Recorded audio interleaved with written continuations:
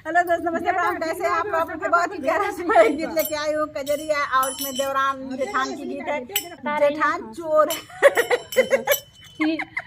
जेठान चोर है, देवरान साहब है। देख रहे हैं ना, जेठान चोर जेठान चोर है। बाबू मेरा बैठा है यहाँ पे निर्णय करने के लिए ना।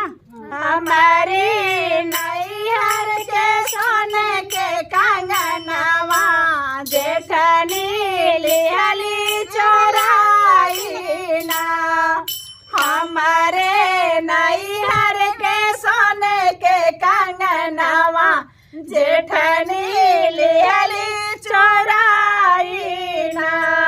सोना मर के फोन हम कैली, सवना मर के फोन हम कैली, पुलिस दिहली बोलाई ना। पुलिस दिहली बोलाई ना। हमारो जेठनिया चतुर चलाका, हमारो जेठनिया चतुर चलाका, रुपया दिहली थमाई ना। रुपया दिहली थमाई ना।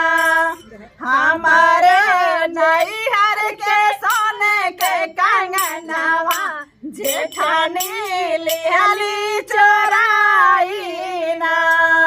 हमारे नैहर के सोने के कंगनवा जेठानी लिहली चोराई ना।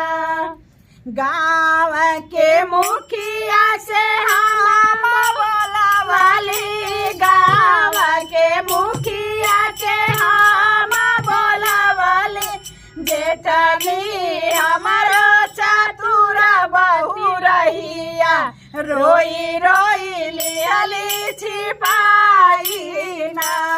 जेठनी हमारो चतुर बहू रहिया, ले लिहली छुपाई ना। हमारे नैहर के सोने के कंगनवा जेठनी लिहली चोराई ना। हमारे नैहर के सोने के कंगनवा जेठनी लिहली चोराई ना। हम सगरी हम बात अपने पियावा से कहली, सगरी बात हम अपने पियावा से कहली, हमारो जेठनी बहुत डराली, हमारो जेठनी बहुत डराली, कंगना दिहली बताई ना।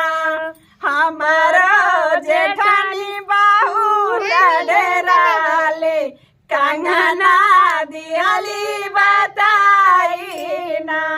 कहो अब बताओ भैया, इतना पुलिस प्रधान घरों में सबको यदि तो दिया ना दे, दे ना दे तो क्या करी। देखिए देवरान का चुरा के हम लोग बढ़ जाते हैं। और देखिए हम लोग बस यहाँ पे रोल किए हैं, हम लोग ऐसा काम नहीं करते हैं, हम लोग काम करके बस रोल किए हैं देवरान जेठान का। आप लोग अगले वीडियो में, नए वीडियो में मिलते हैं। Bye bye. बहुत ही एकदम धमाकेदार कजरी गीत है, आप लोग सुनिएगा, जरूर सुनिएगा।